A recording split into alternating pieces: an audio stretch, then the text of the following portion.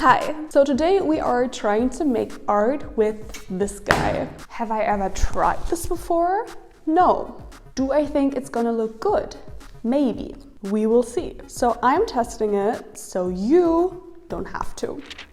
If you don't know me yet, my name is Jette, spelled Jette. This channel is about art and design, and in this series, which is called Hobby Artist Tries, I'm trying different techniques that you guys want to see from me. I'm a hobby artist, so not professionally trained, kind of turned art YouTuber, and I'm very into creative things of any kind. So yeah, here we are. If you want to support my work, you can do that by just subscribing, liking, all the YouTube things that helps your girl out. Besides making art with a mob, I'm going to try this guy as well. So I have different kind of day-to-day life things that I think could be nice for making art, and definitely stuff that you have at home. And a lot of you guys have sent me the art by Caroline Mara on Instagram. She's doing these really abstract, sort of relatively big, and then she's using this as her paintbrush. With abstract art, a lot of people are like, why? And I personally am like, why not? It looks cool, so let's give it a try. Also, I hit myself 3 times with this. First of all, I was preparing my workstation, and here it's important that you put your canvas on the ground instead of putting it on the easel or leaning against a wall. That's because when you're working with very liquid paint, it is gonna drip down everywhere because of gravitation. So definitely put it on the floor, and if you have cardboard or something, or a plastic foil, put that underneath so that you don't ruin whatever floor you're working on. I'm in my art studio, so technically it doesn't matter, but it's less to clean. Besides your canvas and the mob, you are also going to be needing some form of container that fits your mob. Mine was a bit small, I would say, but it definitely worked. I actually still had a little bit of dark blue paint, and I just decided to use this and put some more black acrylic paint in there and kind of mix it together. I'm also adding, this is a pouring medium. You can also use water, so some sort of liquid, so that in the end the texture of my paint is sort of like glue. I think that's a good way to compare it. What beginners often struggle with is staring at a blank canvas and not knowing what to do with it. So what I can suggest you do is make a grid on a big piece of paper and sort of use this as small canvases that you're doing sketches on. And this will give you the opportunity to try to come up with compositions prior to painting. So what I did here was just doing different movements and sort of looking what I liked and what I didn't like. And then that's going to be your basis for your bigger piece, which staring at a big canvas and then having one try essentially can be scary. So I get that, and I got you. Okay, moment of truth. I have my canvas here, my mob, and that is my paint. Honestly, the container could be a little bit bigger, but yeah, I think I'll make it work. Going to fill this container with water. I'm just gonna bring it a little bit. See, now it's more compact and wet, and so I can put it into the paint container more easily, hopefully. Let's see. I'm just gonna try put as much color on there as possible. I hope you have fun watching. Please subscribe if you do. I'm scared. Okay, here we go. Whoa.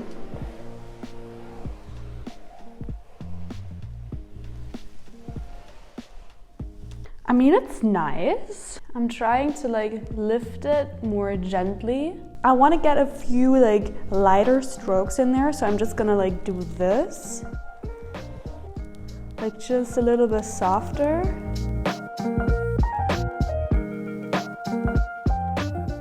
I'm also gonna just leave it here so it makes a few more dribbles. Oh wow, that looks nice. I'm kind of moving as if it was a pendulum. I'm trying not to make the shape bigger, but I kind of I can't stop. I can't stop. When do you stop?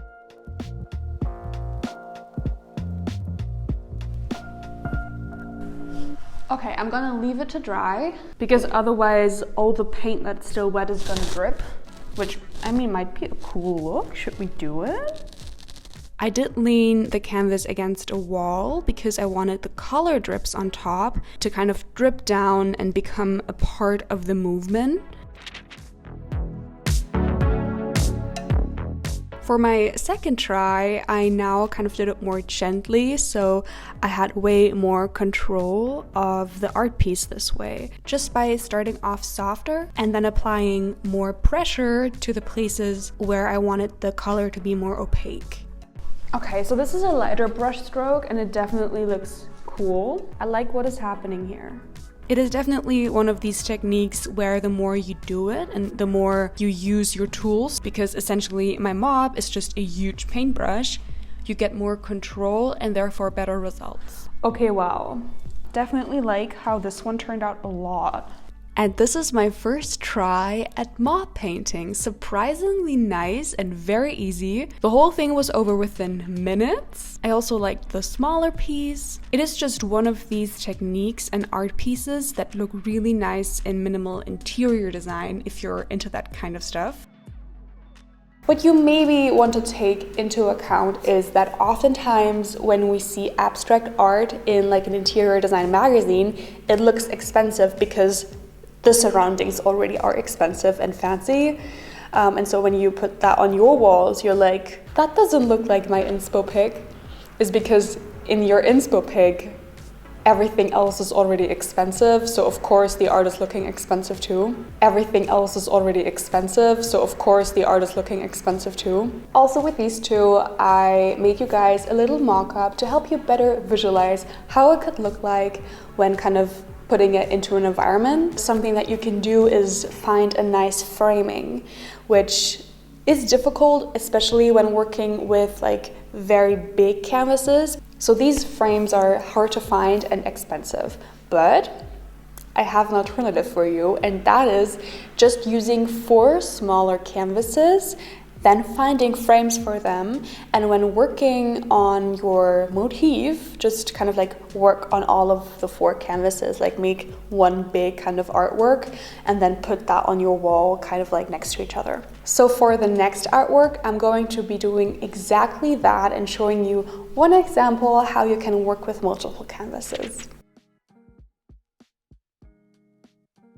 Next, I will be working with this guy because this tool can help you to make something like this. So like again, like a very minimalistic abstract art piece.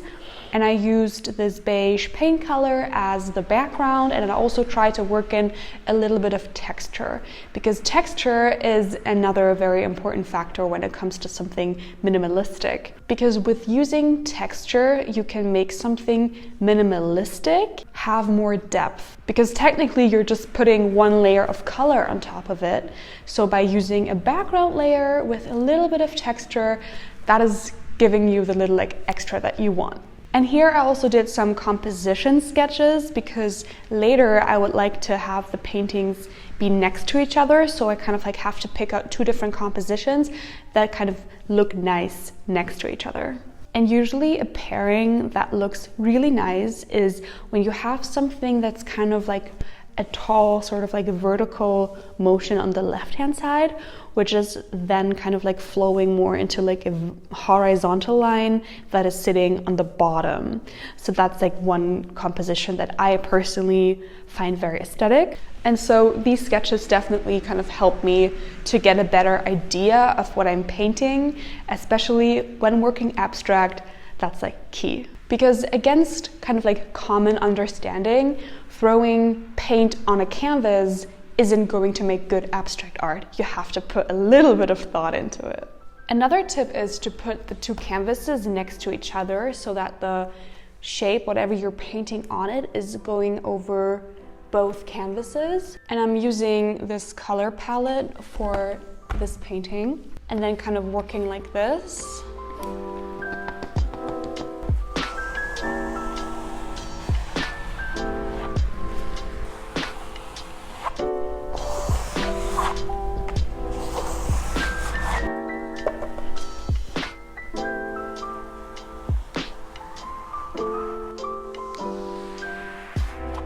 And now I'm kind of like doing the same here, but it's like moving to the other canvas.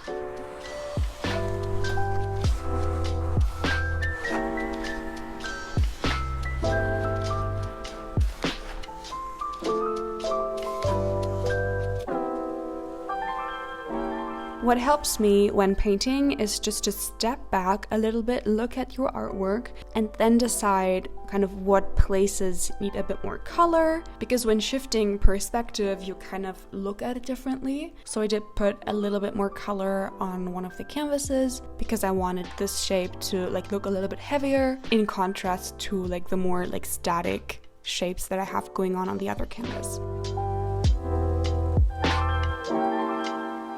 And here you can see me applying a little bit more of the beige color on top of the black because I found that some of the background needed a bit more color just to make it more opaque. And here you can see me using a spray bottle and some water to create these drips, and it makes the background and the shapes look a little bit more connected. I find that more pleasing to look at personally. So hopefully you're able to see kind of how much the layering is sort of adding to the overall artwork. You have a very like high contrast with the darks and the lights in these ones. So by adding back a little bit of light over the black, and it mixes the colors in a way. So these would be my other two art pieces that I think look pretty cool, and you would never guess that this is how I made them. Also with these two, I made a mock-up because it's so interesting to see kind of like a visualization. I would suggest you also kind of like look at the colors that you have in your room and maybe like use some of those in your art. And if you at all have the chance or the space on your walls, have the courage to use bigger canvases. Even bigger than the ones I used, because it is just going to look more high-end. Also, if there are any other art techniques that you would like to see me try, please leave your suggestions in the comments down below, or send any of them to me on my Instagram, which is just Jette, or on TikTok, and that's Jette's Art. As always, you can support my work by subscribing to my channel. So yeah, thank you for watching, and I'll see you in the next one. Bye!